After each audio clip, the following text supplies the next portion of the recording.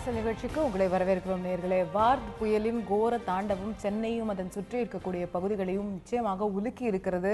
தலைநகரின் முகத்தையே மாற்றி இருக்கிறது. அதை சுற்றி இருந்த திருவள்ளூர், காஞ்சிபுரம், விழுப்புரம் போன்ற புதுச்சேரி போன்ற இடங்களிலும் கூட மிகப்பெரிய பாதிப்புகள் ஏற்பட்டிருக்கக்கூடியதை நாம் பார்க்கிறோம். சாலைகள் நெடுகிலும் மரங்கள் விழுந்து கிடக்கக்கூடிய காட்சிகள், எங்கு பார்த்தாலும் மக்கள் போக்குவரத்தில் சாலைகளில் செல்ல முடியாத நிகழ்வுகள், சென்னை முழுவதுமே, சென்னை சுற்றி இருக்கக்கூடிய பகுதிகள் முழுவதுமே எங்குமே மின்சாரம் இல்லாத காட்சிகள், மொத்தமாக ஒரு தலைநகரமும் அதை சுற்றி இருக்கக்கூடிய பகுதிகளும் இருளில் மூழ்கி இருக்கக்கூடியதை நாம் பார்க்கிறோம். இன்று காலையும் பல இடங்களில் இன்னும் மின்சாரம் வராத நிலை இருக்கிறது என்பதை பார்க்கிறோம். ரயில்கள் இயங்க முடியவில்லை, பேருந்துகள் இயங்க முடியவில்லை. இப்படி பல்வேறு பிரச்சனைகளை தொடர்ந்து தலைநகரம் சந்தித்து வரக்கூடியதை இந்த ஒரு வார்த் புயலுடைய எதிரொலியாக நம்மால் பார்க்க முடிகிறது. இந்த புயல் கடந்து வந்து கொண்டிருக்கக்கூடிய சூழ்நிலையிலும் சரி, கடந்ததற்கு பின்பும் சரி, வானிலை ஆய்வு மையம் தொடர்ந்து பல்வேறு விஷயங்களை மக்களுக்காக ஒவ்வொரு முறையும் செய்தியாளர்களை சந்தித்து வானிலை ஆய்வு மையம் அறிவுறுத்தி கொண்டே இருந்தது. அப்படி புயல் கடந்த பிறகு வானிலை ஆய்வு மையத்துடைய இயக்குனர் பாலச்சந்திரன் அவர்கள் தெரிவித்த கருத்துக்கள் என்ன, அதை முதலில் பார்த்து விடலாம். அதிதீவிர புயல் வார்த் சென்னை அருகே 12ஆம் தேதி மதியம் 3 மணிக்கும் 5 மணிக்கும் இடைப்பட்ட நேரத்தில் கரையை கடந்தது. கரை கடந்த பொழுது தரைக்காற்றானது மணிக்கு 100 முதல் 110 கிலோமீட்டர் வேகத்தில் வீசியது. தற்பொழுது பலத்த காற்றானது மணிக்கு 75 கிலோமீட்டர் முதல் 85 கிலோமீட்டர் வேகத்தில் வீசுகிறது. தொடர்ந்து காற்றின் வேகம் படிப்படியாக குறைந்து மணிக்கு 60 கிலோமீட்டர் முதல் 70 கிலோமீட்டர் வேகத்தில் வீசக்கூடும். மழை படிப்படியாக குறையக்கூடும். அடுத்த 2 தினங்களுக்கு மழை தொடரும், ஆனால் படிப்படியாக அளவு குறையும். 110 கிலோமீட்டர் வரை மணிக்கு வேகத்தில் காற்று வீசியது என்பதை பாலச்சந்திரன் அவர்கள் தெரிவித்திருந்ததை பார்த்தோம். இன்னும் அடுத்த ஓரிரு தினங்களுக்கு மழை தமிழகத்தின் வட மாவட்டங்களில் மழை தொடரும் என்று தெரிவித்திருக்கிறார். அது காற்று இருக்காது, காற்று இல்லாத வெறும் மழை மட்டுமே இருக்கும் என்பதுதான் நம்முடைய புரிதலாக இருக்கிறது. தற்போது இந்த ஒரு மிகப்பெரிய புயலில் இருந்து சென்னை மாநகரம் எப்படி மீண்டு கொண்டிருக்கிறது, இன்று காலை இருக்கக்கூடிய நிலவரம் என்ன என்று பார்க்கும்போது அது குறித்த விரிவான தகவல்களுடன் நம்முடைய செய்தியாளர் சுபாஷ் தகவல்களை பதிவு செய்கிறார். அதை பார்க்கலாம். சென்னை மக்களை மிகவும் அச்சுறுத்திய வரதா புயல் நேற்று கரையை கடந்தபோது அது சென்னையின் முகத்தையே முற்றிலுமாக மாற்றிவிட்டது என்றுதான் கூற வேண்டும். நேற்று வரதா புயலானது பிற்பகலில் கரையை கடக்கும்போது 130 கிலோமீட்டர் வேகத்திலே கரையை கடந்தது. அப்பொழுது சென்னையில் உள்ள பல இடங்களில் உள்ள மரங்கள் வேரோடு சாய்ந்துள்ளன. அது மட்டுமல்லாமல் பல இடங்களில் உள்ள கண்ணாடி மாலைகளில் கண்ணாடிகள் தெரிவிக்கப்பட்டிருக்கின்றன. குறிப்பாக பறக்கும் ரயிலில் உள்ள கூரைகள் எல்லாம் தகர்த்தெறியப்பட்டிருக்கின்றன. இந்த அளவிற்கு சூறாவளியினுடைய காற்றினுடைய வேகம் அதிக அளவில் இருந்தது. குறிப்பாக இந்த சென்னையை பொறுத்தவரை பல இடங்களில் மரங்கள் வேரோடு சாய்ந்து, சென்னையில் மரங்கள் விழாத சாலைகளே இல்லை என்று சொல்லும் நிலை கூட சொல்லலாம். அந்த அளவிற்கு பல தெருக்களில் பல சாலைகளில் மரங்கள் பேர்த்தெடுக்கப்பட்ட காரணமாக போக்குவரத்து முழுமையாக துண்டிக்கப்பட்டிருக்கிறது. தமிழக அரசு விரைந்து நடவடிக்கை எடுக்கும் வகையில் மரங்களை எடுக்குவதற்காக கிட்டத்தட்ட 8400 பணியாளர்களை பணியில் அமர்த்தியுள்ளது. அது மட்டுமல்லாமல் நவீன ரக மின் ரம்பங்கள், 175க்கும் மேற்பட்ட நவீன ரக மின் ரம்பங்கள் மற்றும் 100க்கும் மேற்பட்ட ஜேசிபி எந்திரங்கள் ஆகியவற்றை கொண்டு மரங்களை அகற்றும் பணி எடுக்கப்படுகிறது. இருப்பினும் ஒரு சில இடங்களில் மரங்கள் அகற்றப்படாமல் இருப்பதன் காரணமாக, அது நேற்று இரவில் பல மரங்கள் விழுந்த காரணமாக மரங்கள் எடுக்கப்படாதனால போக்குவரத்து முழுமையாக துண்டிக்கப்பட்டிருக்கிறது. உடனடியாக தேர்ந்தெடுத்த மரங்களை எடுக்க வேண்டும் என்பது மக்களினுடைய கோரிக்கையாக உள்ளது. அதே போன்று மின் இணைப்பானது நேற்று காலையில் மின் இணைப்பு துண்டிக்கப்பட்டது. இந்த பெரிய பெரிய மரங்கள் எல்லாம் விழுந்தது காரணமாக 4000க்கும் மேற்பட்ட மின் மாற்றிகள் எல்லாம் பழுதடைந்திருக்கின்றன. அதனால் மின் விநியோகத்தை செய்வதற்கான இயல்பான நிலை இல்லை. மின் விநியோகத்திற்காக சீரமைப்பதற்காக 4000க்கும் மேற்பட்ட பணியாளர்கள் இரவும் பகலமாக மின் விநியோகத்தை செய்யும் பணியில் ஈடுபட்டுக் கொண்டிருக்கிறார்கள். தற்போதுள்ள சூழ்நிலையை பொறுத்தவரை மின் இணைப்பு கொடுக்கும் நிலையில் இல்லை. ஏனென்றால் சில இடங்களில் கடுமையான பாதிப்பு, மின் மாற்றிகளில் கடுமையான பாதிப்புகள் ஏற்பட்டுகின்றன. இவை சரியாகுவதற்கு 1 அல்லது 2 நாட்கள் மேலே ஆகலாம் என கூறப்படுகிறது.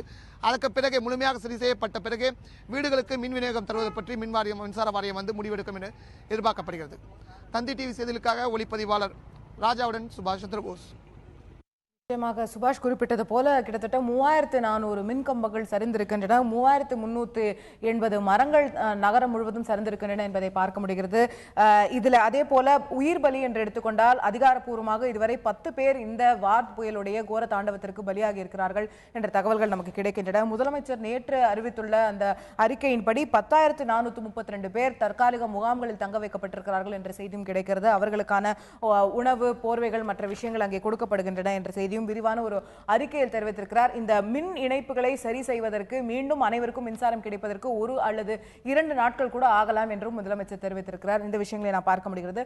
தற்போது இந்த நிகழ்ச்சியில் நம்மிடையே மூத்த பத்திரிகையாளர் மாலன் அவர்கள் இணைந்திருக்கிறார். அவரிடம் கேட்கலாம். வணக்கம் சார். இந்த 10 பேர் பலி, கிட்டத்தட்ட 10,000 பேர் முகாம்களில் தங்க வைக்கப்பட்டிருக்காங்க. நகரம் முழுவதும் மரங்கள் சரிந்திருக்கின்றன, மின் இணைப்புகள் துண்டிக்கப்பட்டிருக்கிறது. அப்படின்னும் போது நிச்சயமா எதிர்பார்த்ததை விட ரொம்ப ஒரு அதிகமான பாதிப்புகளை ஏற்படுத்தி இருக்கிறதோ அப்படிங்கிற அச்சம்தான் வருகிறது. இதிலிருந்து நகரம் மீண்டு வருவதற்கு கண்டிப்பா ஒரு 3-4 நாட்களாவது ஆகும்னு எடுத்துக்கலாமா? நிச்சயமாக. அதாவது உடனடியாக செய்யப்பட வேண்டியது, இன்றைக்கு ப்ரையாரிட்டி பேசிஸில் செய்யப்பட வேண்டியது என்னவென்று சொன்னால், இந்த சாலைகளில் இருக்கிற மரங்களை அகற்றி போக்குவரத்துக்கு ஏற்பாடு செய்ய வேண்டும். ஏனென்றால் இன்றைக்கு பனி நாள். இன்றைக்கு மிலடி நபி காரணமாக அரசு நிறுவனங்கள், அரசு அலுவலகங்கள் வேலை செய்யாது. பள்ளி கல்லூரிகளுக்கு விடுமுறை விட்டிருக்கிறார்கள். அதை தவிர மற்றபடி தனியார் நிறுவனங்களுக்கு வேலைக்கு செல்பவர்கள் செல்வார்கள். அப்போ ஏற்கனவே சென்னை அதனுடைய நாளுக்கு நாள் அதனுடைய போக்குவரத்து நெரிசல் என்பது அதிகமாகி கொண்டு வருகிறது. குறிப்பாக பணிக்கு செல்லக்கூடிய காலங்களில் இப்போது மரங்கள் விழுந்து கிடப்பதனால 2 விளைவுகள் ஏற்படுகின்றன. ஒன்று, வேறு ஒரு பாதையில் சுற்றி கொண்டு செல்ல வேண்டிய ஒரு சூழ்நிலை ஏற்படுகிறது. அப்படி செல்லுகிற போது அது பெரும்பாலும் ஒரு மெயின் ரோடுகளாக இல்லாமல் உள்ளே இருக்கக்கூடிய சாலைகளாக, வீதிகளாக இருக்கிறது. அங்கே போக்குவரத்து நெரிசல் ஏற்படுவதற்கான வாய்ப்புகள் இருக்கிறது. அதனால் அது முக்கியமான சாலைகளில், அண்ணா சாலையில், காமராஜர் சாலையில், பாரதி சாலையில் அங்கெல்லாம் அகற்றியிருக்கலாம். அவங்க பூந்தமல்லி ஐரோடு அங்கெல்லாம் அகற்றியிருக்கலாம். ஆனால் அவர்கள் இனிமேல் கவனம் செலுத்த வேண்டியது இந்த சிறிய சாலைகளில் கவனம் செலுத்த வேண்டியிருக்கும் என்று நினைக்கிறேன். கடந்த முறை வெள்ளம் வந்தபோது ஏற்பட்ட பாதிப்போடு ஒப்பிடுகிற போது இது ஒரு சிறிய பாதிப்பு. ஆனால் மிக முக்கியமான ஒரு பாதிப்பு மின்சாரம் இல்லாதது. மின்சாரம் இல்லாதது சில இடங்களில் ஒரு தற்காப்பு நடவடிக்கை என்று சொல்லப்படுகிறது. சில இடங்களில் நம்முடைய சுபாஷ் குறிப்பிட்டதைப் போல அங்கே மின்மாற்றிகள் பழுதடைந்திருக்கின்றன. சில இடங்களில் மின்மாற்றிகள் சரிந்து விழுந்திருக்கின்றன. எனவே அதை சரி செய்வதற்கு எவ்வளவு காலம் ஆகும் என்பது தெரியல. சில இடங்களில் மரம் விழுந்ததின் காரணமாக அந்த வயரை அறுத்து கொண்டு விழுந்திருக்கின்றன. பூமிக்கு அடியில் இருக்கக்கூடிய வயர்களுக்கு சேதம் ஏற்படவில்லை. பூமிக்கு வெளியில் இருந்த இடங்களில் சேதம் ஏற்பட்டிருக்கிறது. எனவே இது 2ஐயும் முக்கியத்துவம் கொடுத்து, முன்னுரிமை கொடுத்து அரசாங்கம் பார்க்க வேண்டும். ஏனென்றால் மற்றபடி உயிர் சேதத்தை பெருமளவிற்கு அவர்கள் தடுத்து நிறுத்தியிருக்கிறார்கள். முன்னெச்சரிக்கை நடவடிக்கைகள் எடுத்து மக்களை சில இடங்களுக்கு அப்புறப்படுத்தி தடுத்து, அதில் 10 பேர் இருந்ததில் கூட ஒரு சிறு குழந்தை கூட இருந்திருக்கிறது. அதற்கு காரணம் இடிந்து விழுந்த சுவர்கள் காரணமாக சில பேர் அதற்கு கீழே சிக்கி கொண்டு இருந்திருக்கிறார்கள். பெருமளவிற்கு ஒரு முன்னெச்சரிக்கையாக உயிர் சேதத்தை தவிர்த்திருக்கிறார்கள். மற்றபடி இந்த மரங்கள் விழுவது என்பது எதிர்பாராதது. சென்னை மற்ற நகரங்களோடு ஒப்பிடுகிற போது சென்னையில் மரங்களுடைய எண்ணிக்கை குறைவு. அதாவது ஒரு சுற்றுச்சூழல் வல்லுநர்கள் சொல்லக்கூடியது என்னவென்று சொன்னால், ஒரு நகரத்தினுடைய பரப்பில் 33% அளவிற்கு மரங்கள் இருக்க வேண்டும். ஆனால் நமக்கு 2% தான் இருக்குது. பெங்களூரோடும் டெல்லியோடும் ஒப்பிடும்போது நம்ம மிகவும் குறைவான மரங்கள் தான். அதுவும் சில நிறுவனங்களுக்குள்ளே இருக்கக்கூடிய மரங்களுடையும் கணக்கெடுத்துக்கொள்வதனால தான் இந்த எண்ணிக்கை வருகிறது. அதாவது அண்ணா பல்கலைக்கழகத்து வளாகத்துக்குள்ளேயே ஒரு 1000 மரங்கள் இருக்கிறது. ஐஐடிக்குள்ளே நிறைய மரங்கள் இருக்கிறது. அதைப்போல் இருக்கக்கூடிய இடங்கள் அது உள்ளே இருக்கிறதுனால நமக்கு தெரிவதில்லை. வீதி ஓரங்களில் அண்மை காலமாக ஒரு கடந்த 4-5 ஆண்டுகளாக அதற்கான முயற்சிகள் மேற்கொள்ளப்பட்டன. வீட்டுக்கு ஒரு மரம் வளர்ப்போம் என்கின்ற அந்த விழிப்புணர்ச்சியின் காரணமாக வீதிகளில் மாநகராட்சி மரங்களை வளர்க்க தொடங்கியது. அவை வீழ்ந்திருக்கின்றன. இப்போ இனிமேல் வீழ்ந்த மரங்களை அகற்றுவது என்பது ஒன்று, இன்னும் பல மரங்கள் சாய்ந்து விழக்கூடிய நிலையில் இருக்கின்றன. அது வீழ்ந்து விடவில்லை, ஆனால் எப்போது விழும் என்று தெரியாது. அவற்றையும் கூட கவனம் செலுத்துவது நல்லது என்று தோன்றுகிறது. பெரிய அளவில் உயிர் சேதம் ஏற்படவில்லை, ஆனால் நிறைய பொருட்சேதம் ஏற்பட்டிருக்கிறது. சில வீடுகளுடைய கூரைகள் பறந்து விட்டன, குடிசைகள் எல்லாம் பாதிக்கப்பட்டிருக்கின்றன. அதைப்போல் இந்த மின்மாற்றிகள் தொடர்பாக ஏற்படக்கூடிய சேதங்கள். எனவே பொருட்சேதம் என்பது ஒரு கணிசமான அளவுக்கு ஏற்பட்டிருக்கிறது. குறிப்பிடத்தகுந்த ஒரு விஷயம், பாராட்டுக்குரிய ஒரு விஷயம் என்னவென்றால், நகரத்தில் மின்சாரம் இல்லை, வெளியில் செல்ல முடியல, வீதிகளில் வந்து மரங்கள் விழுந்து கிடக்கிறது. இத்தனைக்கும் நடுவில் வந்து அம்மா உணவகங்கள் வந்து 700 சொச்சம் அம்மா உணவகங்கள் இடையறாமல் இயங்கி இருக்கின்றன. உணவகங்கள்ல உணவு இலவசமாக கிடைப்பதற்கான உணவு அனைத்து ஏற்பாடும் கொடுத்திருக்கிறார்கள். செஞ்சிருக்காங்க. அதெல்லாம் வந்து ஒரு பாசிட்டிவான விளைவுகள் தான். இந்த இயற்கை சீற்றத்தை எதிர்கொள்வதற்கு நாம் இன்னும் பல படிகள் முன்னேறி போக வேண்டிய நிலையில் தான் நாம் இருக்கிறோம் என்று. இது வந்து இன்னைக்கு ஒரு நாள்ல தீர்ந்து விடக்கூடிய பிரச்சனை இல்லை அப்படிங்கறத நம்ம பார்க்க முடியுது. இதுல நம்ம மரங்கள் பற்றி பேசும்போது இதுல ஒட்டுமொத்தமா நீங்க சொன்னது போல இந்த மரங்கள் இத்தனை மரங்கள் விழறது அப்படிங்கிறது நம்ம வந்து புதுசா எதிர்கொள்ற ஒரு விஷயமா இருக்கு. கடந்த முறை எப்படி வந்து அவ்வளவு தண்ணி தேங்கி நிற்குமா அப்படிங்கிறது சென்னைக்கு ஒரு புதிய விஷயமாக இருந்ததோ அது போல இப்போ மரங்கள் இருக்கிறத நம்ம பார்க்கிறோம். கடந்த முறை வந்து அந்த தண்ணியாவது நிறைய தண்ணி தேங்கி நிற்குது அப்படின் போது ஓரிரு நாட்கள்ல அது பல இடங்கள்ல ஆட்டோமேட்டிக்கா தண்ணி வடியறதை நம்ம பார்த்தது. மற்ற இடங்கள்ல அந்த இயந்திரங்கள் கொண்டு தண்ணி வெளியேற்றி அது கடலுக்கும் மற்ற நதிகளுக்கும் வந்து செலுத்த முடிஞ்சதை பார்க்க முடிஞ்சது. பட் இந்த மரங்கள் வந்து விழுந்து கிடக்குதுன்னா அதை எடுத்து வேற ஒரு இடத்துக்கு அப்புறப்படுத்துற வரைக்கும் அது வந்து ஒண்ணு அங்கேயே இருக்க போகிறது, இல்ல சாலை ஓரத்துல கிடக்க போகிறது. இன்னைக்கு காலையில வரும்போது நம்ம நிறைய சாலைகள் என்ன பார்க்க முடியுதுன்னா மரங்கள் நடுவுல விழுந்திருந்த மரங்களை எடுத்து ஓரமா போட்டிருக்காங்க வண்டி போறதுக்காக. பட் அது இன்னுமே ஒரு டிஸ்டர்பன்ஸா அங்க இருந்துகிட்டு கொண்டே இருக்கிறது. அதனால விபத்துகள் ஏற்படுவதற்கான வாய்ப்பு, இது எல்லாமே சாலையில செல்லக்கூடிய மக்களும் வந்து ஜாக்கிரதையா இருக்க வேண்டிய சூழ்நிலை இருக்கிறது. போக்குவரத்து காவல்துறை கூட நீங்க வந்து பெரும்பாலும் மக்கள் வந்து வெளியே வராம இருக்கிறதா நல்லது அப்படிங்கறத இன்னும் சொல்லியிருக்காங்க. சாலைகளை பயன்படுத்த துவங்காம இருக்கிறதா நல்லதுன்னு. ஸோ அந்த அபாயங்களை அடுத்த கட்டமா நம்ம பார்க்கணும். தற்செயலாக இன்றைக்கு ஒரு நாள் ஒரு விடுமுறை நாளாக ஆகிவிட்டது. அதனால் வந்து ஒரு 50% மக்கள் வெளியில் வருவார்கள் என்று நம்ம எதிர்பார்க்கலாம். ஆனால் அது கூட வந்து என்ன நடக்கும்னு கேட்டிங்கன்னா, மக்களுக்கு வந்து இந்த வேடிக்கை பார்க்குற ஒரு சுபாவம் இருக்கிறதுனால எங்கெங்கே என்ன நடந்திருக்கு போய் பார்க்கலாம் என்று சுற்றி கிளம்புவார்கள். அதற்கு இந்த விடுமுறை வேறு அதற்கு ஏதுவாக இருக்கும். அதனால் வரக்கூடிய நெரிசல்கள் கூட இருக்கும். இன்னொன்று பார்த்திங்கன்னா, இந்த மரம் விழுந்ததுல இருக்கக்கூடிய அந்த பேட்டர்ன் எப்படி இருக்குது என்று பார்த்திங்கன்னா, 2 புறங்களிலும் கட்டடங்கள் இருக்குது, நடுவில் பாதை இருக்குது, அதில் திறந்த வெளியாக இருக்குது. அந்த இடத்துல காற்று மற்ற இடங்களை விட வேகமாக வந்திருக்கிறது. வந்து அந்த சாலை ஓரங்களில் இருக்கக்கூடிய மரங்களை வந்து அது வீழ்த்தி இருக்கிறது. கட்டடங்களுக்கு ஒட்டி இருக்கக்கூடிய கட்டடங்களுக்கு பின்னால் இருக்கக்கூடிய மரங்கள் விழலை, சாலை ஓரங்களில் இருக்கக்கூடிய மரங்கள் விழுந்திருக்கு. அப்போ அதெல்லாம் கூட நம்ம இனிமேல் மரம் நடும்போது அதெல்லாம் கூட கணக்கில் எடுத்துக்கொண்டு செய்ய வேண்டும். நமக்கு வந்து சென்னையில் இனிமேல் வந்து அதிகமாக புயல்கள் வருவதற்கு வாய்ப்புகள் இருக்கிறது என்று தான் தோன்றுகிறது. அதையும் கணக்கில் எடுத்துக்கொண்டு செய்ய வேண்டும். சென்னையை புரட்டி போட்டிருக்கிறது, தமிழ்நாட்டின் 4 மாவட்டங்களை புரட்டி போட்டிருக்கிறது வார்த் புயல். அந்த வார்த் புயலுடைய எதிரொலியாக பல சாலைகளில் மரங்கள் விழுந்து கிடக்கின்றன. சென்னை நகர் முழுவதும் இன்னும் மின்சாரம் இல்லாத சூழ்நிலை இருக்கிறது என்பதை நாம் பார்க்க முடிகிறது. இந்த ஒரு விஷயங்கள் மட்டும் இல்லாமல் மிகப்பெரிய அளவில் ரயில் போக்குவரத்து பாதிக்கப்பட்டிருக்கிறது. சென்னை புறநகர் ரயில்கள் ஒட்டுமொத்தமாக நிறுத்தப்பட்டிருக்கின்றன. தற்போது வரை அவை மீண்டும் துவங்கியதாக நமக்கு தெரியவில்லை.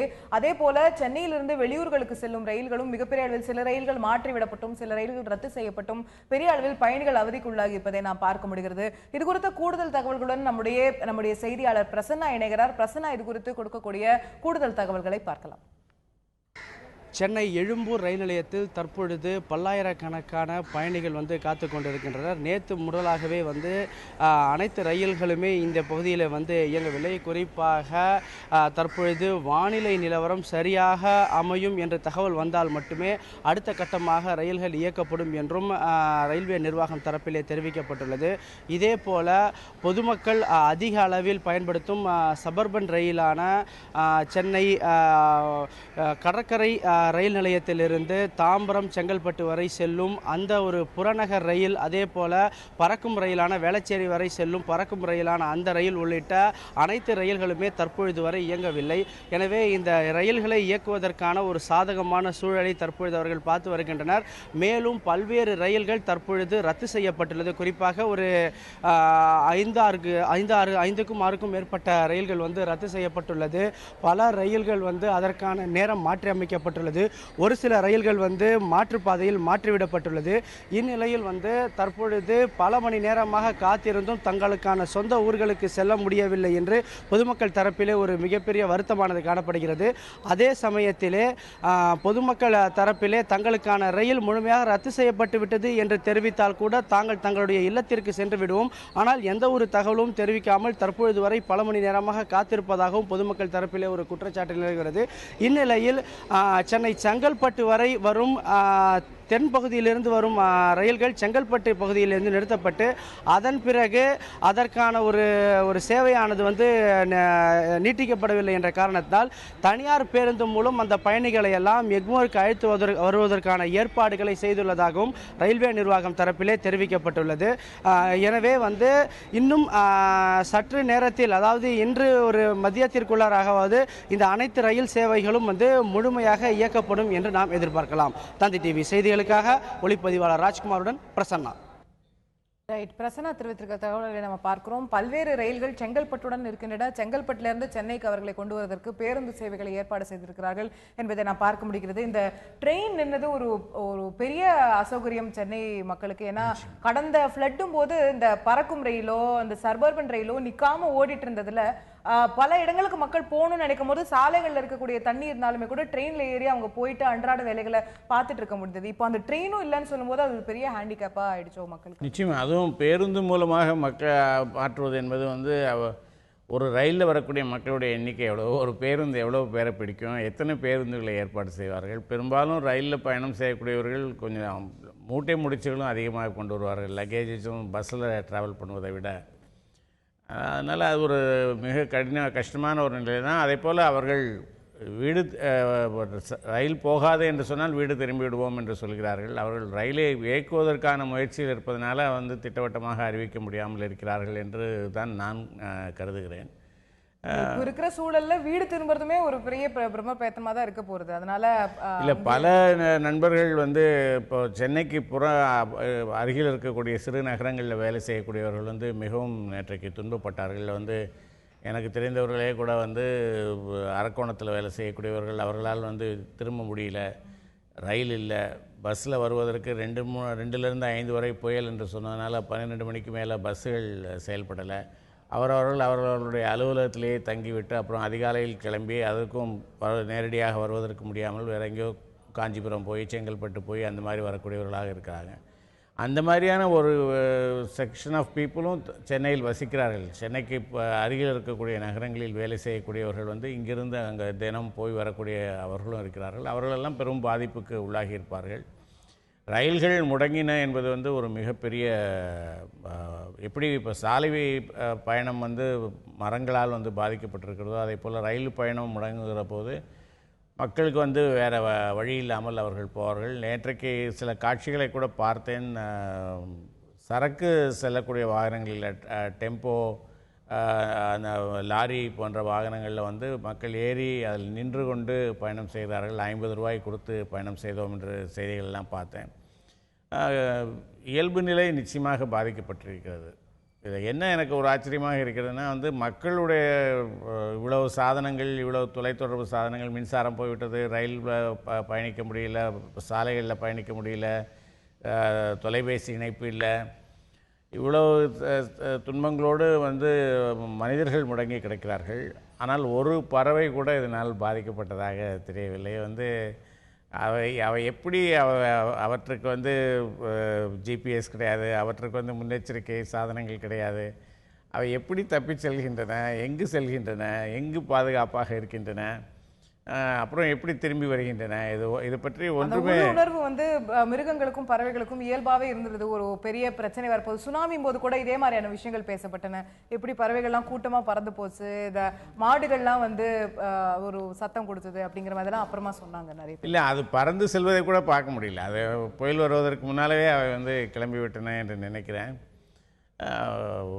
ஐரோப்பாவில் மேலை நாடுகளில் வந்து ஒரு சிறிய குருவி மாதிரி இருக்கக்கூடிய ஒரு சிறிய பறவை, கேனரி என்ற ஒரு பறவை, அதை வந்து சுரங்கத்தில் வேலை செய்கிறவர்கள் கூண்டில் அடைத்து எடுத்துக்கொண்டு போவார்கள். அங்கே நில அதிர்வுகள் ஏற்படும் போது, சுரங்கம் இடிஞ்சு விழுந்துடும் அல்லது நில அதிர்வுகள் ஏற்படும் போது அது முன்கூட்டியே வந்து அது அலர்ட் ஆகி அது ஒரு பதட்டத்தோடு இருக்கும். அதை பார்த்து அவர்கள் வந்து புரிந்து கொள்வார்கள். அதை போல் இங்கே வந்து இப்போ அந்த பறவைகளிடமிருந்து நாம் ஏதாவது கற்றுக்கொள்வதற்கு இருக்கிறதா என்று கூட நாம் யோசிக்கணும். அதுக்கு ஒரு முறையான ஒரு அறிவியல் ரீதியான ஒரு ஸ்டடி செய்து சர்வதேச அளவிலுமே கூட இந்திய அளவிலுமே கூட இந்த மாதிரியான டிசாஸ்டர்ஸை மிருகங்கள் எப்படி கண்டறிகின்றன என்பதற்கான அறிவியல் ஆய்வுகள் மிக குறைவாக தான் இருக்குது அப்படிங்கிறத நம்ம பார்க்குறோம். அது இன்னுமே முன்னெடுத்து போக வேண்டிய ஒரு விஷயம் தான். இதில் இந்த புயல் பொறுத்த வரைக்கும், வார்த் புயல் பொறுத்த வரைக்கும் இன்னொரு தரப்பில் இதை எப்படி பார்க்கணும் அப்படின்னா, தொடர்ந்து சொல்லப்பட்ட விஷயம் என்னன்னா, நம்முடைய வானிலை ஆய்வு நிபுணர்களிலிருந்து பல வல்லுநர்களிலிருந்து எல்லாருமே சொன்னது என்னன்னா, இந்த புயல் ஒரு கடுமையான புயலாக இருக்க போகிறது. ஆனால் இந்த மேகமூட்டமும் இந்த மழையும் இப்போது நமக்கு தேவை. இது வந்து ஒட்டுமொத்தமா இந்த வருஷம் வந்து நமக்கு மழையே இல்லாத ஆண்டாக போய்விட்டது. அதனால இந்த மழை வந்து ஒரு விதத்துல பார்க்கும்போது நமக்கு தண்ணீரை கொண்டு வந்து சேர்க்கக்கூடிய விஷயம் இது. அதனால இதை வந்து நம்ம வந்து இந்த புயல் வந்து ஒரு பாதிப்பை மட்டுமே ஏற்படுத்தி விட்டதுன்னு பார்க்காமல் அது வந்து நமக்கு தண்ணீரை கொண்டு வரக்கூடிய விஷயமாவும் அதை பார்க்கணும் அப்படிங்கறத பல வல்லுநர்கள் சொல்லியிருந்தாங்க. ஆனா அந்த தண்ணீர் எவ்வளவு வந்திருக்கிறது அப்படிங்கறதும் நம்ம இன்னைக்கு பார்க்க வேண்டியிருக்கிறது. இன்று காலை நிலவரப்படி நம்ம சென்னை சுற்றி இருக்கக்கூடிய ஏரிகளுடைய நீர்மட்டத்தை பார்த்தா சோழவரம், ரெட் ஹில்ஸ், பூண்டி, செம்பரம்பாக்கம் 4ஐயும் சேர்த்து 1190 மில்லியன் கன அடி வரைக்கும் இன்னைக்கு நமக்கு ஸ்டோரேஜ் இருக்கிறது. இதே நேற்று நிலவரம் எவ்வளவு இருந்ததுன்னா 1150 கிட்ட. ஸோ கிட்டத்தட்ட 40 மில்லியன் கன அடி தான் வந்து ஒட்டுமொத்தமா இந்த ஒரு மழைனால இன்க்ரீஸ் ஆயிருக்கு. அதிகபட்ச மழை அளவே சென்னை நகரத்தை பொறுத்த வரைக்கும் 17 சென்டிமீட்டர் அப்படிங்கறத நம்ம பார்க்கிறோம். ஸோ இதுல ஒரு காரணம் என்ன சொல்லப்படுகிறதுனா, காற்றின் அளவு அதிகமாக இருந்ததுனால தண்ணி ஒரு இடத்துல தேங்கல, அது வந்து ஏரிகளுக்கு வந்து சரியாக வந்து சேரலையோ அப்படிங்கிற சூழ்நிலை அப்படிங்கறத பார்க்க முடியுது. ஸோ இந்த ஒரு புயல் ஒரு பக்கம் ஏற்படுத்தி இருக்கக்கூடிய டிஸ்ட்ரக்ஷன், ஆனால் கொண்டு வந்திருக்கக்கூடிய தண்ணியும் அந்த அளவுக்கு பயன் தரக்கூடிய விஷயமா இருக்குமா அப்படிங்கறதையும் நம்ம பார்க்க வேண்டியிருக்கு. அதாவது ஒரு மழையை வந்து ஒரு நகரவாசி பார்ப்பதற்கும் ஒரு கிராமவாசி பார்ப்பதற்கும் ஒரு பார்வையிலே பெரிய வேறுபாடுகள் இருக்குது. நேற்றைக்கு அவ்வளவு புயல் அடித்து கொண்டிருக்கிற போது ஒரு தொலைக்காட்சியில் ஒரு திருவள்ளூருக்கு பக்கத்தில் இருக்கக்கூடிய ஒரு விவசாயியுடைய பைட் போட்டாங்க. அவர் ரொம்ப மகிழ்ச்சியாக சொன்னார், இது நான் வந்து பயிர் பச்சைகளுக்கு நல்லதாக இருக்கும், இது பயிரெல்லாம் வந்து பசையல் என்று ஆகிவிடும், இது வந்து ஒரு மகிழ்ச்சி தரக்கூடிய ஒரு விஷயம், இதை நான் முழு மனதோடு வரவேற்கிறேன்னு ரொம்ப ஒரு அழுத்தம் திருத்தமாக வந்து அவர் வந்து சொன்னார். இதில் வந்து நமக்கு நான் நினைக்கிறேன் நம்மளுடைய இந்த மழைக்காலம் வந்து இன்னும் சற்று நீண்டு போகும் என்று நான் நினைக்கிறேன். அதாவது என்ன பேசணும்னா, சில வாரங்களுக்கு முன்னால் கூட பேசியிருக்கிறோம், பனி வர ஆரம்பித்து விட்டது, இனிமேல் மழை வராது, அதனால் கோடையில் வந்து மிகப்பெரிய துன்பங்கள் இருக்கும் என்றெல்லாம் வந்து நம்ம பேசினோம். நேற்றைக்கே கூட மழை பெய்ய ஆரம்பித்த உடனே நம்ம மக்களுடைய நகரத்தில் வாழக்கூடிய மக்களுடைய, அதுவும் சென்னையில் இருக்கிறவங்களுடைய பயம் என்னவாக இருந்ததுன்னா, போன முறை மாதிரி ஏரியெல்லாம் நிரம்பி ஏரியெல்லாம் உடைந்துடுமா, தண்ணி வந்துடுமா, அதை யாராவது கண்காணிக்கிறார்களா, அதை பற்றி ஒன்றும் தகவல்களே இல்லையே என்றெல்லாம் செய்திகள். மத்திய அரசாங்கமே கூட அதுக்கான வலியுறுத்தலை கொடுத்தது நம்ம பார்த்தோம், எல்லா ஏரியும் கரெக்டாக பார்த்துக்கோங்க அப்படின்னு ஒரு. அப்போ அதை குறித்து பேச்சுக்கள் அந்த மாதிரியான ஒரு பீதி உணர்வோடு மக்கள் இருந்தார்கள் வந்துட்டு. ஆனால் 16 சென்டிமீட்டர் மழை என்பது வந்து ஒரு கணிசமான ஒரு மழை என்றாலும் கூட நமக்கு வந்து அது போதுமான அளவுக்கு இல்லை என்பதை பார்க்குறோம். ஆனால் பொதுவாக டிசம்பரோடு முடிந்துவிடும், நவம்பர் டிசம்பரோடு இந்த மழைக்காலம் முடிந்துவிடும் என்பது வந்து அநேகமாக இந்த முறை கொஞ்சம் தள்ளி போகலாம், ஜனவரி வரைக்கும் கூட போகலாம் என்று நான் நினைக்கிறேன். ஏனென்றால் நமக்கு வந்து பருவமழை துவங்கிய காலம் மிக தாமதமாக துவங்கி இருக்கிறது. ஆன்செட் ஆஃப் மான்சூன் வந்து மிக தாமதமாக இருக்கிறது. அதற்கு காரணம் வந்து கடலில் ஏற்படக்கூடிய மாற்றங்கள் என்று நினைக்கிறேன். அதனால் வந்து அது இன்னும் தள்ளி போகலாம், ஒரு ஜனவரியில் கூட ஒரு முதல் வாரத்தில் கூட ஒரு மழை பெய்யலாம் என்று நினைக்கிறேன். அப்படி ஏதாவது பெய்தால் நமக்கு இந்த கோடை வந்து ஓரளவுக்கு சமாளிக்கக்கூடியதாக இருக்கும். நேற்று ஒரு நாள் பெய்த மழையில 17 சென்டிமீட்டர் சென்னையில, 17 சென்டிமீட்டர் மீனம்பாக்கத்திலும், அதே போல் நுங்கம்பாக்கத்தில் 10 சென்டிமீட்டரும் பதிவாகி இருக்கிறது. அதுல நம்முடைய இந்த சென்னையை சுற்றி இருக்கக்கூடிய 4 ஏரிகளுடைய நீர்மட்டம் அதிகரிப்பு என்று பார்த்தால் 40 மில்லியன் கன அடி அதிகரித்திருக்கிறது ஒரு நாளில் மட்டும் என்பதை பார்க்க முடிகிறது. இந்த 40 மில்லியன் கன அடி நிச்சயமாக சென்னை மக்களுக்கு ஒரு பெரிய வரப்பிரசாதம் தான். ஆனால் இன்னுமே கூட நமக்கு மழை தேவைப்படுகிறது. இன்னுமே கூட நமக்கு கோடையை சமாளிக்க வேண்டும் என்றால் அடுத்த வேற ஏதேனும் ஒரு காற்றழுத்த தாழ்வு நிலையோ ஏதேனும் திரும்ப வங்கக்கடலில் உருவாகுமே ஆனால் அது திரும்பவும் சென்னைக்கு பலனளிக்கக்கூடிய விஷயமாக இருக்கும். நிச்சயமாக மழை என்று பார்க்கும்போது சென்னைக்கு இன்னுமே அதிகம் தேவை, தமிழகத்திற்கே ஒட்டுமொத்தமாக இன்னுமே அதிக மழை தேவை என்பதை பார்க்க முடிகிறது. டிசம்பர் மாதம் என்றாலே சென்னைக்கும் தமிழகத்திற்கும் ஒரு பேரிடர் காலமோ என்கிற அளவுக்கு மக்களிடையே பேசப்பட்டு வரக்கூடிய அளவிற்கு இந்த வார்த் புயல் ஒரு தாக்கத்தை ஏற்படுத்தி இருக்கிறது. கடந்த டிசம்பர் 2015 எடுத்துக்கொண்டோமானால் மிகப்பெரிய வெள்ளம் சென்னை மாநகரை தாக்கியது. சென்னை மட்டும் இல்லாமல் திருவள்ளூர், காஞ்சிபுரம், விழுப்புரம், இந்த வேலூர் என சுற்றி இருக்கக்கூடிய பல பகுதிகள் வந்து அதனால் பாதிக்கப்பட்டன. தமிழகமே வந்து ஒட்டுமொத்தமாக சேர்ந்து அந்த வெள்ளத்தை எதிர்கொண்ட காட்சிகளை நாம் பார்க்க முடிந்தது. அதே போல இந்த ஒரு நிச்சயமாக கடந்த ஆண்டு அளவிற்கு இந்த தாக்கம் இல்லை என்று நிச்சயமாக நாம் சொல்ல முடிந்தாலுமே கூட இது புயல் என்ற ஒரு வேறு மாதிரியான ஒரு தாக்கத்தை சென்னை மற்றும் அதன் சுற்றியுள்ள கூடிய மாவட்டங்களுக்கு கொடுத்திருக்கிறது. ஆனா கடந்த ஆண்டு தமிழக அரசு 2015 வெள்ளத்தை எதிர்கொண்ட விதம், தற்போது இந்த வார்த் புயலை எதிர்கொண்டிருக்கக்கூடிய விதம், அதை எப்படி நீங்க ஒப்பிட்டு பார்க்குறீங்க? அதாவது நிச்சயமாக அதில் பாடங்கள் கற்றுக்கொண்டிருக்கிறார்கள் என்று தான் தோன்றுகிறது. ஏனென்றால் அந்த ஒரு எமர்ஜென்சி ரூம் அமைத்தது, அதில் வந்து இந்த அவங்களோட பிளானிங் வந்து ரொம்ப விரிவாக இருந்தது. சென்னையை வந்து மண்டல வாரியாக பிரித்து ஒவ்வொரு மண்டலத்திற்கும் ஒவ்வொரு ஐஏஎஸ் அதிகாரியை பொறுப்பாக ஏற்படுத்தி அதை போல் அவர்கள் வந்து செய்திருந்தார்கள். அதில் என்ன பெரிய குறைபாடு என்று சொன்னால் வந்து அவங்க வந்து தொலைபேசி எண்கள் கொடுத்திருந்தார்கள். தொலைபேசி எண்கள் வந்து பல பேருக்கு அந்த தொலைபேசி எண்களில் பேச முடியல, ஃபோன் பண்ணால் கிடைக்கல, அதை போன்ற நிலைமை இருந்தது. பல நேரம் நம்ம தொலைபேசி வேலை செய்யல, நம்ம தொலைபேசி வேலை செய்யலை. அதில் என்னன்னா ஒரே நேரத்தில் பல பேர் கூப்பிடுவதனால வந்து அந்த லைன் கிடைக்காம போதா, அல்லது அங்கே இருக்கிறவர்கள் வந்து இவர்கள் கேட்கக்கூடிய சில கேள்விகளுக்கு பதில் சொல்ல முடியாத ஒரு சூழ்நிலையில், அதாவது புயல் எத்தனை மணிக்கு கிடக்கும், எந்த இடத்துல கிடக்கும், அந்த மாதிரியான வந்து கேள்வி. அதாவது புயல் என்பது வந்து நம்ம மக்கள் இதில் தொலைக்காட்சியில் பார்க்குற படங்கள் மூலமாக அவர்கள் மனதில் என்ன பிக்சர் இருக்குன்னா அது ஒரு புள்ளி, அந்த புள்ளி அப்படி ஒரு கடந்து போகும் என்பதை போல் அவர்கள் நினைத்து கொண்டிருந்தார்கள். அது ஒரு பெரிய ஏரியாவை வந்து அது பாதிக்கும் என்று அவர்கள் நினைக்கல. அது வந்து 800 கடந்ததுன்னா சரி, நமக்கெல்லாம் வந்து நம்ம இந்த பக்கம் எங்கேயோ திருவான்மியூர் பக்கம் இருக்கும், பாதிப்பு இருக்காது, அந்த மாதிரியான ஒரு குழப்பம்ல இருந்து அவங்க ஃபோன் பண்ணி கேட்பது. அது நம்ம நிகழ்ச்சியில் ரமணன் அவர்கள் கூட சொல்லியிருந்தாரு, நம்ம அதை படத்தில் பார்க்கும்போது அது ஏதோ ஒரு பால் மாதிரி தெரியும், ஆனால் அது ஒரு சாலிட் ஆப்ஜெக்ட் இல்லை, அது ஒரு டிஸ்டர்பன்ஸ், அது ஒரு காற்று மண்டலம், அது எப்படி வேணா போகக்கூடுங்கிறத நம்ம புரிஞ்சுக்கணும், அது வந்து ஒரு திடப்பொருள் கிடையாது அப்படின்னு. அது ஒரே நேரத்தில் பல பேர் கூப்பிட்டதுனாலையும் இருக்கலாம், அல்லது நம்முடைய தொலைபேசிகள் வேலை செய்யாத போல் அவர்களுடைய தொலைபேசிகளும் வேலை செய்யாமல் போயிருக்கலாம், அல்லது வேலை செய்யதும் அவர்கள் பதில் சொல்ல முடியாதனால அதை தவிர்த்திருக்கலாம். அந்த மாதிரி பலவிதமான ஊகங்களுக்கு அதை இடம் கொடுக்கிறது. அதே போல் இவர்கள் வந்து இவர்களுடைய அறிவிப்புகளை வந்து தொலைக்காட்சி மூலமாகவும் வானொலி மூலமாகவும் கொடுக்குறாங்க. அந்த நேரங்களில் வந்து மின்சாரம் இல்லாத போது அது வந்து பல பேரை சென்று அடைவதில்லை, தொலைக்காட்சி பார்க்க முடிவதில்லை, வானொலி கேட்க முடிவதில்லை. அப்போ இதற்கு மாற்றாக வந்து ஒரு ஏற்பாடுகளை வந்து நம்ம இனிமேல் அதை பற்றி யோசிக்க வேண்டும். மின்சாரம் இல்லாத சூழ்நிலையில், தொலைபேசி இல்லாத சூழ்நிலையில் முறையும் இதே பிரச்சனை தான் வந்தது. ஏரி திறக்கிறாங்க அப்படிங்கிறது தொலைக்காட்சியில போட்டோம், வானொலியில போட்டோம், ஆனா எங்களால பார்க்க முடியல, கேட்க முடியல, ஏரி திறக்கிறாங்கன்னு எங்களுக்கு தெரியாது அப்படிங்கிற இதை சொன்னது.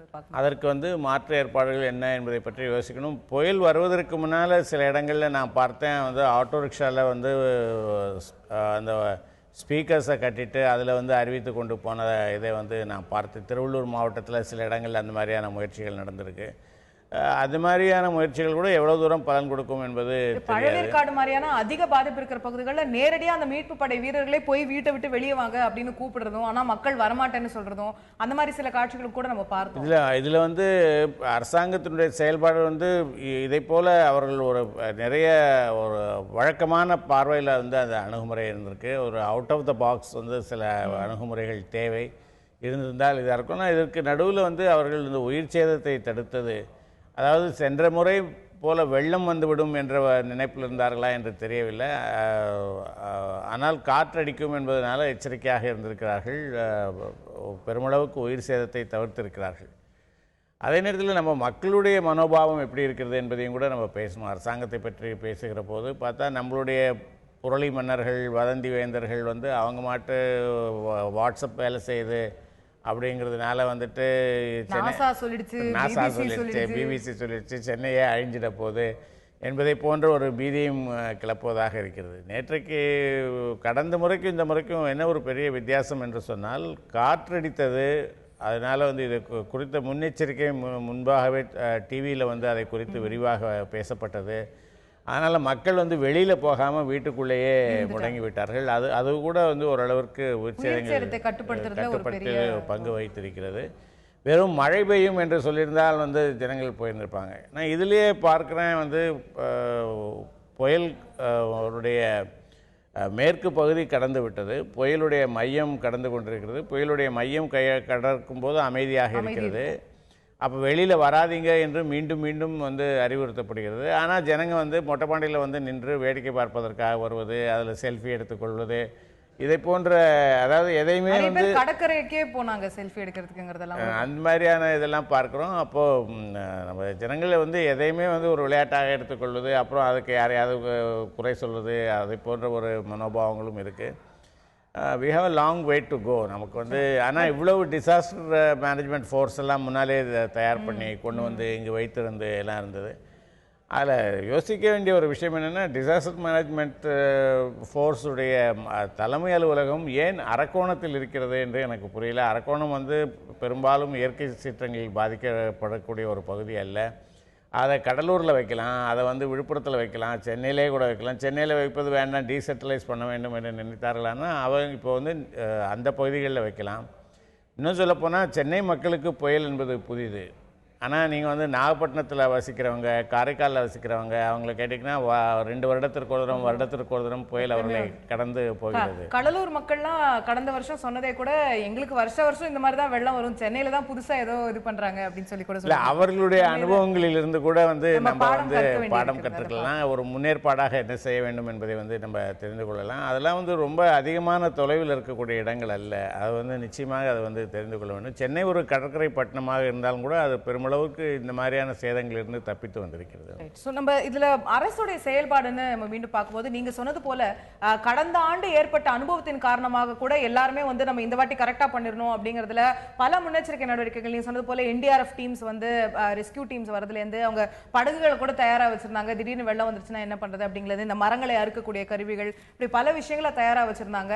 அமைச்சர்கள் ஒவ்வொரு இடத்திலும் நேரடியா சென்று இந்த முறையை வந்து ஆய்வுல இருந்ததை பார்க்க முடிந்தது. நாள் அந்த புயல் துவங்குவதற்கு 24 மணி நேரம் முன்னாடியே, சில மணி நேரங்கள் முன்னாடியே கூட அமைச்சர்கள் போய் அந்த கண்காணிப்பு அறையில உட்கார்ந்துட்டாங்க. முதலமைச்சர் கிட்ட இருந்து 2-3 அறிக்கைகள் தொடர்ந்து, முதல்ல மக்கள் வெளியே வர வேண்டாம், 7 மணிக்கு வரைக்கும் வெளியே வர வேண்டாங்கிறது, அதுக்கப்புறம் புயலெல்லாம் கடந்த பிறகு 9:30 மணிக்கு மேல என்னென்ன தாக்கங்கள் இருக்கிறது அப்படிங்கறது குறித்து பல அமைச்சர்கள் தங்களுடைய துறை சார்ந்த விஷயங்களை, மின்துறை அமைச்சர் மின்சாரம் எப்போ வருங்கிறது குறித்து பேட்டிகள், செய்தியாளர் சந்திப்புகள்லாம் கொடுக்க முடிந்தது, பார்க்க முடியுது. ஏன்னா கடந்த முறை வந்து ஒரு பெரிய கம்ப்ளைண்ட் அரசாங்கத்தின் மீது என்ன இருந்ததுன்னா, கம்யூனிகேஷன் இல்ல, நீங்க சொல்ல மாட்டேங்கிறீங்க, ஊடகங்களை பயன்படுத்த மாட்டேங்கிறீங்க அப்படிங்கறத. அந்த குறையை இந்த முறை தவிர்ப்பதற்கான முயற்சிகள் எடுத்திருக்காங்கன்னு பார்க்கலாம். ஆமாம், நிச்சயமாக எடுத்திருக்காங்க. அதாவது போன முறையிலிருந்து அவர்கள் தெரிந்து கொண்ட ஒரு விஷயம் என்னன்னா, அதை வந்து இந்த மாதிரி விஷயங்களை வந்து டீசென்ட்ரலைஸ் பண்ணணும். ஒருவரிடமிருந்து ஆணை வருவதற்காக மற்றவர்கள் காத்து கொண்டிருக்க வேண்டும் என்கின்ற நிலையை மாற்றி, அதனால தான் அவங்க வந்து அதை மண்டல வாரியாக பிரித்து அதுக்கு வந்து ஒரு துறை அமைச்சர்கள் அந்த துறை விஜயபாஸ்கர் அவர்கள் மருத்துவமனைகள் எல்லாம் போயிட்டு இருந்தாரு. அந்த மாதிரி அதெல்லாம் வந்து கடந்த முறையிலிருந்து கற்றுக்கொண்ட பாடங்கள் தான். அது நிச்சயமாக அதை வந்து கடந்த முறை அவர்கள் சந்தித்த விமர்சனங்கள் கூட அதற்கு வந்து ஒரு காரணமாக இருந்திருக்கலாம். அது ஒரு வரவேற்கத்தக்க ஒரு மாற்றம் தான். அது இதில் அரசியல் ரீதியாக பார்க்கும்போது மறைந்த முதலமைச்சர் அவர் டாக்டர் ஜெயலலிதா அவர்களுடைய மறைவுக்கு பிறகு இப்படி ஒரு விஷயத்தை இந்த அரசாங்கம் எதிர்கொள்கிறது, ஒரு புதிய முதலமைச்சருடைய தலைமையில். ஆனால் அதே கேபினெட் அவர்கள் போட்ட அதே டீம் தான், ஆனா அவங்க இல்லாம அதை எதிர்கொள்றாங்கன்னும் போது அது இந்த ஒரு சம்பவத்தினால, இவர்களுடைய இழப்பினால எங்களுடைய நிர்வாகத்துல எந்த சுணக்கமும் ஏற்பட்டுடல அப்படிங்கறதையும் அவங்க ப்ரூவ் பண்ண வேண்டிய கட்டாயமும் அவங்களுக்கு இருக்கு. ஆமா, நிச்சயமா அது அந்த மாதிரியான ஒரு அவர்கள் இன்னமும் துக்கத்தில் இருக்கிறவர்கள் தான். அஃபிஷியலாக வந்து அவங்க ஒரு 7 நாள் துக்கம் அறிவித்திருந்தாங்க. அதில் இருக்கக்கூடியவர்கள் தான். அதற்கு நடுவிலையும் கூட இதை போல ஒரு முயற்சி எடுத்து செய்திருக்கிறார்கள் என்பதில் நிச்சயமாக வந்து ஒரு பாராட்டக்கூடிய ஒரு அம்சம் தான். ஸோ இந்த கடந்த முறையை காட்டிலும் இந்த முறை கொஞ்சம் பெட்டராக பர்ஃபார்ம் பண்ணியிருக்காங்க. ஆனால் இது நீங்கள் சொன்னது போல தொலைபேசி இணைப்புகள் இல்லை மற்ற பல அந்த கம்யூனிகேஷன் சாதனங்கள் இதெல்லாமே இன்னுமே இம்ப்ரூவ் ஆகிறதுக்கான வாய்ப்பு இருக்கிறது அப்படிங்கிறத பார்க்க முடியுது. ஸோ அரசாங்கத்துடைய செயல்பாடு இதெல்லாம் ஒரு பக்கம் இருக்க, மத்திய அரசாங்கமே கூட, நம்ம மாநில அரசாங்கத்தை சொல்லும்போது மத்திய அரசுமே கூட ராஜ்நாத் சிங் அவர்கள் தொலைபேசியில் பேசினாரு. அவங்க கடற்படையோட கப்பல்களை தயார் நிலையில் வச்சிருந்தாங்க, ஆர்மி தயார் நிலையில் இருந்தாங்க. ஸோ மத்திய அரசும் இதில் ஒரு பங்கு அளிச்சிருக்கிறத பார்க்க முடியுது. பட் இதை ஒட்டுமொத்தமா இதை பருவநிலை மாற்றம் அப்படிங்கிற ஆங்கிள் இருந்து பார்க்கும்போது அதற்கான தயாரிப்புகளை மத்திய அரசோ மாநில அரசோ எடுத்திருக்கிறதா அப்படிங்கிறத பார்க்க வேண்டியிருக்கிறது. இன்னைக்கு கூட ஒரு ஆய்வு என்ன சொல்லுது அப்படின்னா, இன்னைக்கு நம்ம நாளிதழ்களில் வந்திருக்கக்கூடியது, புயல்கள் வரக்கூடிய புயல்களுடைய அளவு அதிகரிக்கல பெரிய அளவுல, ஆனா புயல்களுடைய தீவிரத்தன்மை நம்ம பல ஆண்டுகளோட ஒப்பிடுத்து பார்க்கும்போது தொடர்ந்து அதிகரித்து கொண்டே வந்திருக்கிறது. ஸோ ஒரு வருஷத்துக்கு ஒரு புயல் தான் வருதுன்னா ஒரு புயல் தான் வருது, ஆனா அதோட ரொம்ப தாக்கம் வந்து அதிகமா இருக்கிறது அப்படிங்கிறது. ஸோ இதெல்லாம் நம்ம கணக்கில் எடுத்திருக்கோமா, இதெல்லாம் அரசாங்கம் சிந்தித்து கொண்டிருக்கிறதா அப்படிங்கிற கேள்விகளும் பார்க்க வேண்டியது. இதில் வந்து இந்த புயல்கள் வந்ததற்கு, அது புயல்கள் வந்து தீவிரமாக வந்ததுக்கான ஒரு காரணமே கூட வந்து இந்த பருவநிலை மாற்றம் தான். கடலுடைய வெப்பம் அதிகரிக்கிறது என்று சொல்கிறாங்க. கடல் நீரினுடைய வெப்பம் அதிகரிக்கிற போது அது வந்து எப்போவுமே வெப்பம் அதிகரித்தால் காற்று அது அங்கேருந்து மேலே போயிடும். அது வெப்பக்காற்று வந்து பூமியை ஒட்டி இருக்காது, மேலே போயிடும். அப்படி போகிற போது அங்கே வந்து காற்று குறைவான சூழ்நிலை ஏற்படுகிற போது அந்த காற்றினுடைய அழுத்தம் அதிகரிக்கிற போது அதை நிரப்புவதற்காக காற்று பல இடங்களிலிருந்து வந்து சேர்கிறது. அதுதான் புயலாக வந்து அது மாறுகிறது. அது வந்து பார்த்திங்கன்னா வங்கக்கடலில் வந்து அதிகமாக ஆகிக்கொண்டு வருகிறது. அதாவது நீங்கள் சொன்னதை போல் அதனுடைய எண்ணிக்கை அதிகமாக ஆகவில்லை, ஆனால் அதனுடைய தீவிரம் வந்து அதிகமாக ஆகிக்கொண்டு வருகிறது. அரபிக்கடலில் கூட வந்து அதிகமாக புயல்கள் வருவதில்லை, ஆனால் இப்போது வந்து அண்மை காலங்களில் 1-2 புயலாக வரல, ஆனால் ஒரு காற்றழுத்தம் வந்து அங்கே ஏற்படுவதை வந்து பார்க்க முடிகிறது. உலக அளவில் பார்க்கிற போது பசிபிக் பெருங்கடலில் இதை போன்ற ஒரு நிலை இருந்தது. பசிபிக் பெருங்கடலில் வந்து அங்கே வந்து இதே போல் தீவிரமடையக்கூடிய நிலை இருந்தது. அவர்கள் வந்து இப்போது முயற்சி எடுத்து எண்ணிக்கையை குறைத்திருக்கிறார்கள், அங்கேருந்து வரக்கூடிய புயல்களுடைய எண்ணிக்கையை குறைத்திருக்கிறார்கள். ஆனால் அதனுடைய தீவிரத்தை வந்து இன்னும் குறைக்க முடியல. அதற்கு வந்து பெரிய அளவில் முயற்சிகள் தேவை.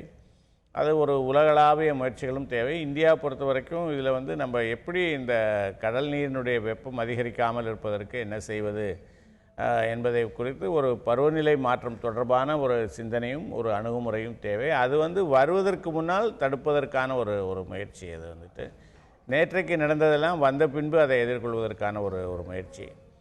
அதை நோக்கியும் நம்ம வேலை செய்யணும். அதற்கு நிறைய அறிவியல் முறைகள், அறிவியல் ஆய்வுகள் வந்து அதற்கு மேற்கொள்ளப்படணும். அது வந்து ஒரு குறுகிய காலகட்டத்தை எடுத்துக்கொண்டு பார்ப்பதில் அதில் பயனில்லை. ஒரு நீண்ட காலமாக ஒரு 25, 30, 40 ஆண்டுகளை எடுத்துக்கொண்டு ஸ்டடி பண்ணால் அதில் கிடைக்கக்கூடிய அந்த தரவுகள், அந்த டேட்டா வந்து வேறொரு மாதிரியாக இருக்கும். அதோடு வந்து அண்மை காலத்தை ஒப்பிட்டு ஏன் இந்த மாற்றம் என்பதை வந்து அவங்க வந்து ஸ்டடி பண்ணுவது சரியாக இருக்கும். பொதுவாக ஒரு 5-10 ஆண்டு காலத்தை மட்டும் எடுத்துக்கொண்டு பார்ப்பது என்பது அதற்கு பயன் இருக்காது. அது குறித்து ஒரு விரிவான ஆய்வு தேவை. அதற்கான முயற்சிகளையும் வந்து அரசு நிச்சயமாக மத்திய அரசு மேற்கொள்ள வேண்டும் என்று தான் நான் நினைக்கிறேன். இதுல இன்னொரு பக்கம் பார்க்கும்போது அரசு இதற்கான முயற்சிகளை மேற்கொள்ளும் போது இந்த மாதிரியான ஒரு பருவநிலை மாற்றம் சார்ந்த விஷயங்களை எதிர்கொள்றதுக்கு மக்களோட ஒத்துழைப்பு ரொம்ப முக்கியமானதா பார்க்கப்படுகிறது. இப்போ உதாரணத்துக்கு பிளாஸ்டிக் கவரை தடை பண்றோம் அப்படின்னு அரசாங்கம் ஒரு விஷயத்தை கொண்டு வருது அப்படின்னா, நீங்க பிளாஸ்டிக் கவர் கடையில வாங்கணும்னா 2 ரூபா கொடுக்கணும், 5 ரூபா கொடுக்கணும் அப்படிங்கிற ஒரு விஷயத்தை கொண்டு வராங்க. அது ஒரு டிஃபரெண்டா இருக்கும், அது மக்களை தடுக்கும்னு அவங்க எதிர்பார்க்கறாங்க. ஆனா இன்னும் அந்த 5 ரூபாயை கொடுத்துட்டு அந்த பிளாஸ்டிக் கவர் வாங்கிட்டு வந்துட்டு தான் இருக்காங்க. அந்த பிளாஸ்டிக் பயன்பாடு வந்து மக்களிடம் அந்த விழிப்புணர்வு வரலன்னா அது குறையாது அப்படிங்கறதையும் நம்ம பார்க்க வேண்டியிருக்கு. சோ இந்த மாதிரி விஷயங்களுக்கு நிச்சயமா மக்களோட அதுல வந்து இந்த ஏன் கடல்ல வெப்பம் அதிகரிக்கிறது என்பதற்கான காரணங்களை அவங்க சொல்லுகிற போது வந்துட்டு அந்த கடற்கரை பகுதிகளில் வந்து இண்டஸ்ட்ரியலைசேஷன் அதிகமாக ஆகியிருக்கிறது என்று வந்து அவங்க சொல்றாங்க. அதை வந்து நம்ம தமிழ்நாட்டை வைத்து பார்க்கிற போது இந்த கடலூர் பகுதிகளில் வந்து நீங்கள் அதிகமாக பார்க்கலாம். கடலூருடைய இயற்கை அமைப்பின் காரணமாக அது வந்து புயலை அதிகமாக எதிர்கொள்கிறது. அது ஒரு காரணம் அது. ஆனால் அங்கே வந்து அதனுடைய தீவிரம் அதிகமாவதற்கான ஒரு காரணம் வந்து அங்கே அந்த பெல்ட்டில் இருக்கக்கூடிய ஒரு இண்டஸ்ட்ரியலைசேஷன், அதுலேருந்து வரக்கூடிய எஃப்ளூவன்ட்டு, அதுலேருந்து வரக்கூடிய பொல்யூஷன், அதெல்லாம் கூட ஒரு விதத்தில் வந்து அதற்கு காரணமாக இருக்கிறது. அது நிச்சயமாக அதற்கு ஏதாவது ஒரு மாற்று யோசிக்கணும். பட் ஏதாவது ஒரு இடத்துல தொழிற்சாலை வைக்க வேண்டும் என்கிற போது நகரத்தில் வைக்கக்கூடாதுன்னு அவங்க வந்து கடற்கரைக்கு போகிறாங்க. கடற்கரைக்குள்ளே வைக்கக்கூடாதுன்னா எங்கே போவாங்கங்கிற கேள்விகள் இருக்குது. இதற்கு இந்த வளர்ச்சி, சுற்றுச்சூழல் இரண்டுக்கும் எதிரெதிராக தொழிற்சாலைகளே தவறுன்னு யாருமே ஆர்கியூ பண்ண மாட்டாங்க. பட் அதுல இருந்து வெளியேறக்கூடிய கழிவுகள் சரியாக வந்து அது ப்ராசஸ் செய்யப்படுகிறதா, அது சரியான இடங்கள்ல வந்து சேர்க்கப்படுகிறதா, இல்ல நம்மளுடைய குடிநீர் நிலைகளோட சேர்ந்து கலக்கப்படுகிறதா, நதிகளில் சோ இந்த மாதிரி பிரச்சனைகளை தான் நம்ம கண்காணிக்கணும். ஆமாம், நிச்சயமாக தமிழ்நாட்டில் தமிழக கடற்கரை ஓரங்களில் வந்து மீன் வளம் கூட குறைந்திருக்கிறது என்று கடந்த சில வருடங்களாக ஒரு கம்ப்ளைண்ட் இருக்குது. நம்மளுடைய மீனவர்கள் வந்து இலங்கை பகுதியில் போய் மீன் பிடிப்பதற்கு ஒரு காரணமே வந்து இங்கே இருக்கக்கூடிய மீன்வளம் குறைந்ததுனால என்று வந்து அவங்க சொல்கிறாங்க. அப்படி மீன்வளம் குறைந்ததற்கும் நம்முடைய சுற்றுச்சூழல் பாதிப்புகள் தான் காரணம் என்று சொல்கிறாங்க. அப்போது இதை எல்லாமே குறித்து ஒரு ஒட்டுமொத்தமான ஒரு உள்ளடக்கிய ஒரு காம்ப்ரஹென்சிவான ஒரு ஆய்வு வந்து நமக்கு தேவைப்படுகிறது என்று தான் நான் நினைக்கிறேன். அது நிச்சயமாக நம்முடைய கல்வி நிறுவனங்கள், அதற்காக இருக்கக்கூடிய ஆய்வு நிறுவனங்கள், கடலை பற்றி படிப்பதற்கு என்று ஒரு தனியாக ஒரு பல்கலைக்கழகமே இருக்குது. அதை போன்றவர்கள்லாம் அதில் வந்து முயற்சி ஓஷன் டெக்னாலஜி அதெல்லாம் செய்ய வேண்டிய ஒரு பணி என்று நான் நினைக்கிறேன். ஸோ அதற்கான ஒட்டுமொத்த பருவநிலை மாற்றத்தை எப்படி எதிர்கொள்வது அப்படிங்கிறதுக்கான விஷயங்களை நம்ம பார்க்கணும். அப்படின்றது எப்படி வந்து காவிரி பிரச்சனையில் நம்ம பேசும்போது விவசாயத்துக்கான ஒட்டுமொத்த ஒரு நேஷனல் பிளான் வேணும், அதை வந்து எல்லாரும் சேர்ந்து எதிர்கொள்ளணும், இதை மாநில பிரச்சனையாக மட்டுமே பார்க்கக்கூடாதுன்னு சொல்கிறோமோ, அந்த மாதிரி இந்த இயற்கை சீற்றங்களுமே கூட நம்ம தேசிய அளவில் எதிர்கொள்ள வேண்டிய ஒரு பிரச்சனையாக பார்க்க முடிகிறது. இந்த புயலோட இன்னொரு ஒரு ஆங்கிள் நம்ம பார்த்தோமே ஆனால், கடந்த முறை இந்த வெள்ளம் வந்த பிறகு பல இடங்களில் அரசு விமர்சிக்கப்பட்டாலும் ஒரு இடத்துல மிகப்பெரிய பாராட்டை பெற்றது. நோய் தொற்று எதுவும் இருக்கவில்லை, அவ்வளவு பெரிய பேரிடருக்கு அப்புறம் எந்த நோய் தொற்றும் இல்லாம பாத்துக்கிட்டாங்க அப்படின்னு சொல்லி. ஒரு வெள்ளத்தின் போது தண்ணி தேங்கும், அதுல வந்து கிருமிகள் இருக்கும், அதுல நிறைய பிரச்சனைகள்ங்கிறத பார்க்க முடியாது. ஒரு புயலுக்கு பிறகு நோய் தொற்றுக்கான வாய்ப்புகள் எவ்வளவு இருக்கும்? அதே அரசாங்கம் எதிர்கொள்ள வேண்டிய கட்டாயமும் திரும்ப இருக்கிறது அடுத்தடுத்த கட்டங்கள்.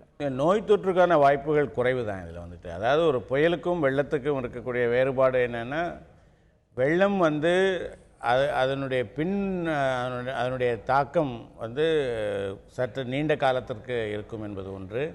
2, அது வந்து அதிக பொருட்சேதம் ஏற்படுத்துவதை விட அதிகமான உயிர் சேதங்களை ஏற்படுத்தும், வாழ்வாதாரங்களை வந்து அது பாதிக்கும் என்பது வெள்ளத்தினுடைய ஒரு. புயல் என்பது வந்து ஒரு தற்காலிகமான பின்னடைவை வந்து ஏற்படுத்தும். பெரும் பொருட்சேதங்களை தான் அது வந்து ஏற்படுத்தும். ஏனென்றால் வந்து அது காற்று வந்து அது நம்முடைய அதையும் அந்த பொருட்சேதங்களையும் கூட வந்து நம்ம தவிர்க்க முடியும். அதற்கான ஒரு திட்டமிடலோடு கட்டப்பட்டிருந்தால், அதாவது எவ்வளோ உயரத்துக்கு கட்டலாம், அது அவ்வளோ உயரத்துக்கு கட்டக்கூடிய கட்டிடங்கள் அல்லது அமைப்புகள் வந்து என்ன மாதிரியான அமைப்புகளாக இருக்க வேண்டும். அப்போ வந்து நம்ம அண்மையில் சென்னையில் இந்த பிரச்சனைக்கு ஒரு காரணம் என்னன்னு கேட்டிங்கன்னா, நிறைய இடங்களில் வந்து ஹோர்டிங் என்பது வந்து அந்த விளம்பர பதாகைகள் வந்து வந்தது. அதை வந்து குறைக்க வேண்டும் என்கின்ற முயற்சிகள்லாம் ஏற்பட்டு, அதற்கு வந்து இப்போ நல்ல வேளையாக வந்து அரசியல் பதாகைகள் வந்து குறைவாக இருக்கிறது உயர்நீதிமன்றத்தினுடைய கட்டுப்பாடுகளின் காரணமாக. ஆனால் கட்டடங்களின் மேல் வைக்கக்கூடிய பதாகைகள் வந்து அதிகமாக ஆகிற போது அது அந்த மாதிரியான இதிலெல்லாம் ஒரு ஒழுங்கு ஒரு கட்டுப்பாடு என்பது தேவை. அதே போல் வந்து ஒரு தற்காலிகமாக அந்த இடத்தை வந்து நீட்டிக்கொள்வதற்காக, அதாவது மொட்டை மாடியில் வந்து ஒரு ஷெட்டு போடுவது, அல்லது ஒரு கடைக்கு முன்னால் வந்து ஒரு 10 அடிக்கு 5 அடிக்கு நீட்டி விடுவது, அதை போன்ற இடங்கள் தான் பாதிக்கப்பட்டிருப்பதை வந்து நீங்கள் பார்த்துருப்பீங்க வந்துட்டு. அதாவது இதுக்கெல்லாம் வந்து ஒரு நீண்ட கால இது வேணும். அதாவது புயலுடைய தாக்கம் என்பது பொருட்சேதங்களை ஏற்படுத்துகிற அளவுக்கு உயிர் சேதங்களை ஏற்படுத்தாது, அதே போல சுகாதார பிரச்சனைகளையும் ஏற்படுத்தாது. ஆனாலும் சுகாதார பிரச்சனைகள் நம்ம பார்க்கும்போது கடந்த முறை தண்ணி தேங்கி இருந்து அதுல நிறைய டிசீசஸ் பரவறதுக்கான நோய்கள் பரவறதுக்கான வாய்ப்பு பார்க்க முடிஞ்சது. இந்த முறை என்ன ஒரு பிரச்சனைனா, நிறைய இடங்கள்ல குப்பை வந்து அடித்து கொண்டு போய் எங்கெங்கோ கடப்பதை நம்ம வந்து பார்க்க முடியுது. அந்த மாதிரி இந்த மரங்கள் சரிந்து விழுந்ததுமே கூட இதெல்லாம் முறையா அகற்றப்படணும் அப்படிங்கறத பார்க்க முடியுது. இல்லைன்னா அது மற்ற அடுத்தடுத்த கட்டங்கள்ல அது நோய் பரவதுக்கான பிரச்சனையா ஆயிடும். ஆமா, அது இப்போ தண்ணி தேங்கி இருக்கிற இடங்களே கூட நீங்க பார்த்தீங்க என்றால், இந்த மரம் விழுந்ததின் காரணமாக தண்ணீருடைய போக்கு செல்ல முடியாத இருக்கிறதன் காரணமாக, அல்லது விழுந்ததன் காரணமாக பள்ளம் ஏற்பட்டு அந்த மாதிரியான இதில் வந்து இருப்பதற்கு தான் வாய்ப்பு இருக்குது. ஆனால் இதை வந்து இவங்க வழக்கமாக சொல்கிற அந்த ஒரு போர்க்கால நடவடிக்கையில் வந்து அவர்கள் மேற்கொண்டாக என்றால் 1 வாரத்திற்குள்ளே வந்து அந்த நிலைமையை வந்து சரி செய்ய முடியும். சென்னை வந்து ஒரு மிக விரிந்த பகுதி என்பதனால அதுக்கு அவ்வளோ கால அவகாசம் தேவைப்படும். ஆனால் அது வந்து ஒரு தீவிரமான முயற்சியில் வந்து அவர்கள் வந்து இறங்க வேண்டும். புயலினுடைய தீவிரத்திற்கு இணையாக மனித சக்தியினுடைய தீவிரம் இதில் பயன்படுத்தப்பட வேண்டும். நான் நினைக்கிறேன் அரசாங்கம் இதற்கு வந்து ஒரு வாலண்டியர்ஸுக்கு கூட அழைப்பு விடலாம். அதாவது தன்னார்வ அமைப்புகளுக்கும் தன்னார்வ தொண்டர்களுக்கும் உங்களுடைய பகுதியில் நீங்கள் என்ன செய்ய முடியும் என்று வந்து செய்ய முயற்சியுங்கள்.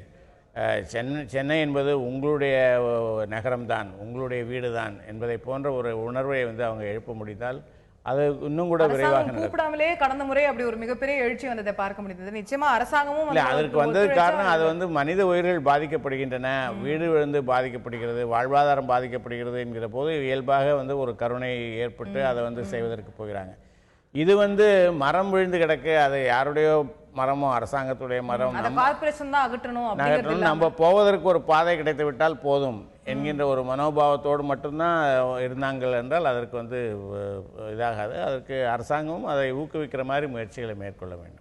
இந்த வார்த் புயல் கடுமையான பாதிப்புகளை ஏற்படுத்தி இருக்கிறது என்று சொன்னால் மிகையல்ல. அதை எதிர்கொள்வதற்கு அரசாங்கம் எந்த அளவுக்கு முயற்சிக்கிறதோ அதே போல மக்களாகிய நாமும் சரி, பல தன்னார்வலர்களும் சரி, தொண்டு நிறுவனங்களும் சரி, அனைவரும் இணைந்து இந்த சென்னையை மீண்டும் கட்டி எழுப்ப வேண்டிய விஷயமாக நாம் பார்க்க முடிகிறது. இதுல அனைவரும் ஒத்துழைத்து நம்முடைய மாநகரத்தை மீண்டும் நார்மல் நிலைக்கு பழையபடி இருந்த நிலைக்கு எவ்வளவு சீக்கிரம் முடியுமோ அவ்வளவு சீக்கிரம் கொண்டு வருவதற்கு அனைவருடைய ஒத்துழைப்பு முக்கியம் என்பதும் இங்கே பதிவு செய்யப்படுகிறது. தற்போது இந்த நிகழ்ச்சியை நிறைவு செய்தாக வேண்டும். நேர்களே, நிகழ்ச்சியில் கலந்து கொண்டு கருத்துக்களை தெரிவித்த திரு மாலன் அவர்களுக்கு நன்றி.